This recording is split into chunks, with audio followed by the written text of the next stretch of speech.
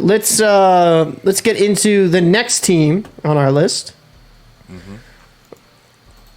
We are going to be going to our last team. Oof. We've been at this for a little bit, boys. So the Winnipeg Jets. This team is always very curious. I'll just put it that way. I was it was dope when they came back, right? Winnipeg came back into hockey because these fans are ravenous for this hockey team. They have 5.5 in cap space. And their highest paid player is Blake Wheeler. He had 2 more years on that contract at 8.25. Then Kyle Connor after that at 7.1. Mark Scheifele at 6.1.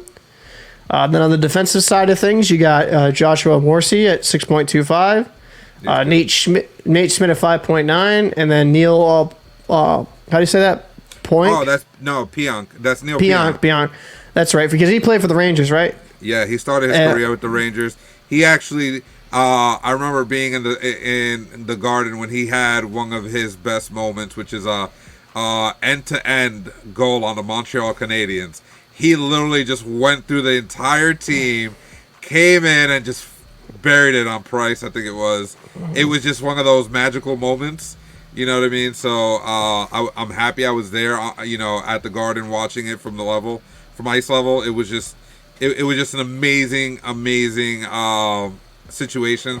So watch develop in front of your eyes. He has a lot of offensive potential. Where he struggled was the defensive side, but I've watched him play with Winnipeg, and I think that he's found a home for his style of defense and still being able to contribute his offense.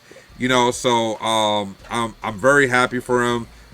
He was always a really good prospect for us, and yeah, I expect big things from him. Going forward with Winnipeg. And then with the goal, you got Connor Hellebuck and David Rittich. Hellebuck is considered one of the best goalies in the league at 6.1 mil. It's not terrible. So let's. I pay for Hellebuck at 6 compared to Bennington. First 100%. Line, Kyle Connor, phenomenal year last year. 79 games played, 47 goals, 46 assists, 93 points. Stud. You got Mark Scheifele. 67 games played, 29 goals, 41 assists for 70 points. Great season. Over a point per game. You got Blake Wheeler, who I wish the Bruins never got rid of him. 65 games played, 17 goals, 43 assists, 60 points. I just gotta say this. Blake Wheeler was harshly criticized by Bruins fans, right? Harshly. But you always saw those flashes, and I feel like it's weird. Bruins fans will stay... they'll be harsher on some prospects compared to others for whatever reason. And I think if you had Blake Wheeler there in the Bruin black and gold for another season or two, it just, I don't know, maybe he needed to change his scenery, but the flashes were there. Sorry, I just had to get that off my chest. Listen, it's okay. Do you need some cream? Because I know your butt still hurts from this happening. It's one of those situations that comes back. Exactly, man. You got to get the nice burn ointment. Ehlers, 62 games played, 28 goals, 27 assists, 55 points. Phenomenal season. You got Dubois, 81 games played, 28 goals, 32 assists, 60 points. He had a bounce back year. You have Cole Perfetti at 18 games played, 2 goals, 5 assists for 7 points. You have Morgan Barron, 27 games played, 2 goals, 3 assists, 5 points. You have Adam Lowry, 79 games played, 13 goals, 8 assists, 21 points. You have Madison Appleton, who played for Seattle last season. 68 games played, 8 goals, 13 assists, 21 points. Then you got Jansen Harkins, 77 games played, 7 goals, 6 assists, 13 points. Dominic Tinato, 77 games played, 7 goals, 7 assists, 14 points. And then you have Sam Gagner, Gagner, 81 games, 13 goals, 18 assists, 31 points. I think the up front is an above. Actually, you know what? Because I'm looking more at the depth here. I think they're top average. Yeah, I think they're average. Average, but on the top side of the average side. Yeah, I think it's kind of like one of those things where the top line produces well. If the top line can play a full season, you could actually see a few 80-point scores on this team, potentially more. If Du Bois kind of keeps taking that step in the right direction, because I honestly think Perfetti's not going to be on that line. I think it'll be Appleton that makes that move up to that. I think agree. That's what he got brought in for. I think that you let Perfetti get down to the third line along with Lowry and Barron and help him develop a little bit more. He's only 20, so you want Perfetti to develop, and you give him a little more space on the third line. So I think that it'll be crucial for them to balance out properly. And if he's not producing or not playing well there, you move him down to the fourth line, and you let Garnier come up to the third line. You're banging your mic a bit, bud. Sorry. This was kind of... Sorry, I think that was my hand. Yeah, that is your hand. I think with the... I agree. I think Appleton will probably get a chance there to be on the second line because he was on an abysmal team last year. And I think you get Perfetti more on a third line role, give him some time to develop, not throw him to the wolves. The one interesting thing up front here is that does Du Bois stay the whole season? He's an RFA next season. He doesn't want to come back here, apparently, to Winnipeg. Does he stay in Winnipeg? I mean, do you lose a player for nothing? I mean, you wouldn't be losing because he's RFA, right? So they would have to match it. Mm-hmm. But in my opinion, this is a high point for Du Bois, right? He returned back to form. I mean, maybe you consider dealing him. You know? I don't know, just food for thought. We'll talk a little bit later on about it. But I mean, I agree with you to a certain extent, but I think you give it at least 1/3 of the season to really see where the development is coming and the development of others, because maybe he might be developing well, but if he's, like some of the other guys might not be developing properly, then you knowing his situation, not wanting to come back and everything, maybe you ship him off somewhere else and get somebody who fits you more that might not be as good, and then maybe get a draft pick or two to really try to improve your team next season.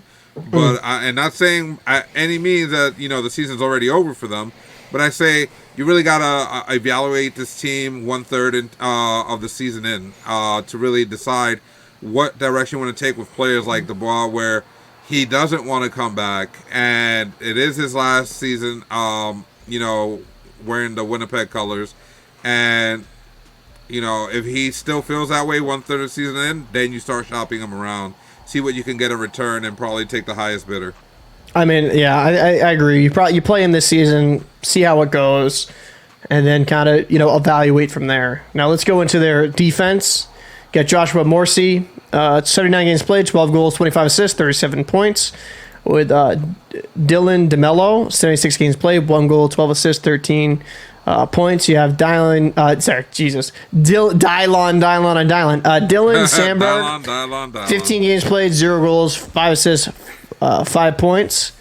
Neil Poink, 77 games played, 3 goals, 31 assists for 34 points. You have Brendan Dillon, 79 games played, 3 goals, 17 assists for 20 points. And then you have Nate Schmidt, 77 games played, 4 goals, 20 assists for 32 points. I don't necessarily agree with how they have this ordered here. I think you have Sandberg probably moved here to the bottom pairing, right? I think he's more of a bottom pairing guy. I think you move DeMello down as well. You put Nate Schmidt up. I think you put Schmidt on the second defensive pairing, but I think you move Pionk up to the first. I think he's proven last season that he has a little bit of extra. I mean, you look at the time on the ice, and he was their second leading ice time defenseman. I think that at this point, you kind of trust him to the point where you play him so much, you move him up to the first defensive pairing with Morrissey, right? You take DeMello, you bring him down with maybe Schmidt, I guess, because Schmidt can play both sides. I mean, it would be because I think DeMello, at least in my opinion, you put DeMello down, maybe you put, either you move Neil up or Nate, either one I'm fine with. Yeah. You put DeMello there at the third pairing, and then I think you have Sandberg on the third pairing. I think a young defenseman, you should protect, right? Yeah. So maybe you kind of bump up like Dylan up because he averaged 18 minutes last season, bump up to his second pairing, and then see how Sandberg does. See if he can handle those minutes and responsibilities. Yeah. I just get very leery of like depending on a young guy for being a top 4 D-man before he's truly ready. But who knows? Maybe he has a hell of a camp and proves me wrong, and he's like, "What are you talking about? I'm the best defenseman on this team."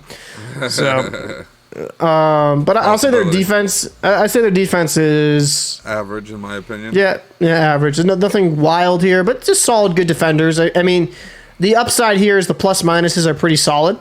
Yeah. And I can't complain with that. Honestly, I think Morrissey and Pionk together will become a very big part of any offensive line. Like, you put them on there, they're going to create offense. They're both really good at moving the puck and handling the puck as they go up the ice and in the zone, in the offensive zone. So, absolutely. Yeah. I think that would definitely be a strong suit. Now, let's go to goaltending. You got Connor Hellebuck, 29 years old, 6.166666 cap hit, 66 games played, 2.97 goals against, a 9-cent save percentage. These numbers, bro. It's got to be the taxes. It does. 29 wins, 27 losses. And then you have the backup, David Rittich. He's an okay backup. 17 games played, 3.58 goals against, 8.86 save percentage. 6 wins, 3 losses. I think this is going to be another season where Connor Hellebuck plays 65 plus. I think because he plays so many games, right, his numbers aren't going to show how good he is because there's going to be certain nights where he just doesn't have the gas. But Connor Hellebuck is one of the best goalies in the world. And I think due to some poor teams in front of him and just how he's just a monster, he's a monster when it comes to eating minutes, it doesn't always showcase that.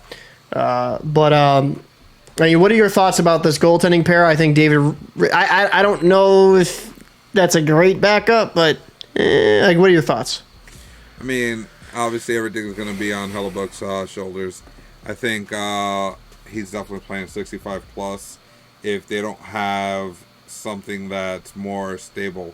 Yeah, the guy went 6-3, but as a backup, I mean, the goals against average and save percentage is the one that scares me. Yeah. So it's one of those things where he's just a fill-in. Maybe they'll bring in, one of their minor system guys or their prospect goalies, and take a look and see how they do. You know what I mean? It's just one of those situations where you got to find somebody to back him up. This guy does not look like he's the one. It looks like he can hold his own, but I don't think he's the right fit for this team. And I think that completely downgrades that whole back end defense and goalies included.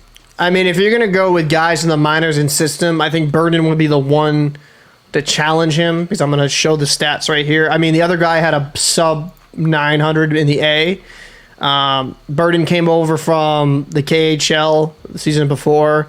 Seemed like it needed to transition with Manitoba, had an under 900 save percentage. But he had in 32 games last season, he had a 902 save percentage at 2.40 goals against in the A.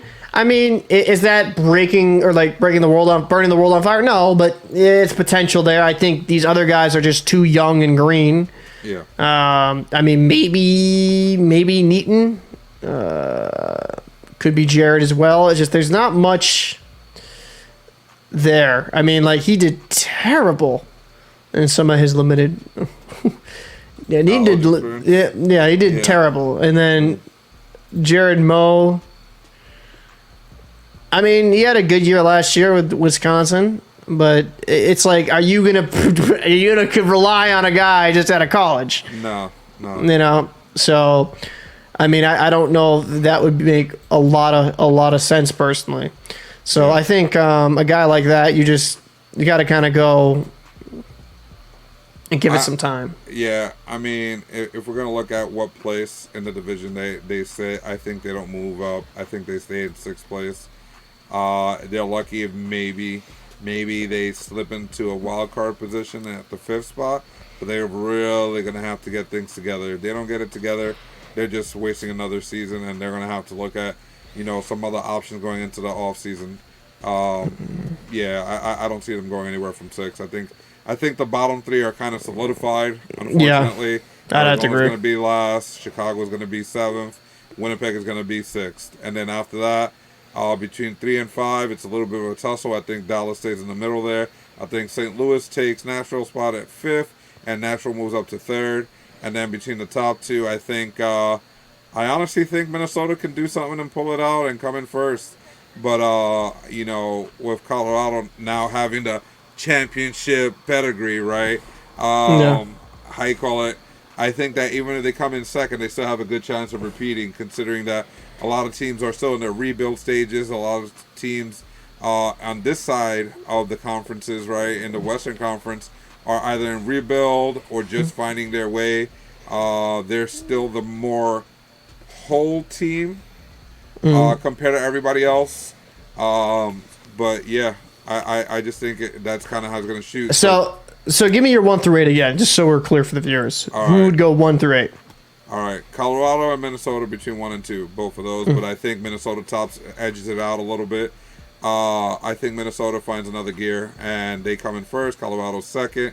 I have Nashville at 3rd, Dallas at 4th, St. Louis at 5th, Winnipeg at 6th, Chicago at 7th, and Arizona at 8th. All right, for me, I'm going to go Colorado 1, Minnesota 2. I have Nashville as well at 3. That's just kind of funny. I would have St. Louis at 4, Dallas at 5, Winnipeg at 6, and Chicago at 7, Arizona at 8. And, you know, I think it's kind of funny. We both think highly of Nashville because I think there's more there. And I also think why St. Louis takes a little bit downturn, like, they had 11 overtime losses. Like, is that going to happen again? Like, that's quite a bit of points from losses. So that's hard to ask. I think they've taken a little bit of a step back with the goaltending situation. Interesting, honest question just came to my head. Would you rather be Winnipeg, who's at least competitive and puts a decent product on the ice, or Arizona? We can't even include Arizona, let's be honest. At this point, they're not even a franchise, to be honest. Right? Well, okay, but who would you... Let's be honest, right? They didn't even have a stadium.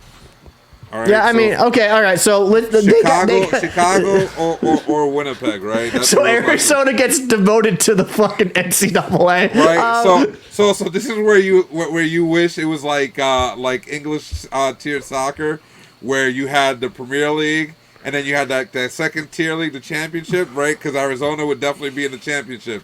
They wouldn't even be in the Premier League. They just dropped out. They just got relegated down. The only good thing Arizona has done is switch the logo back and bring back those fire unis. My opinion. Yeah. How you call it? So did Buffalo. Buffalo's unis. When we get to them, that uniform. Oh man, since the Hasek days, man, I love those unis. But I would. It all depends on longevity, right? So if the downgrade has happened over the past 2 seasons, and I find myself in Winnipeg's situation where I'm competitive but not competitive enough this season, and then I had Chicago where they've been competitive all the way until maybe let's just say, right? Obviously they haven't been competitive for a few seasons, but let's say that they were competitive last season and then they just dropped off or whatever the case was.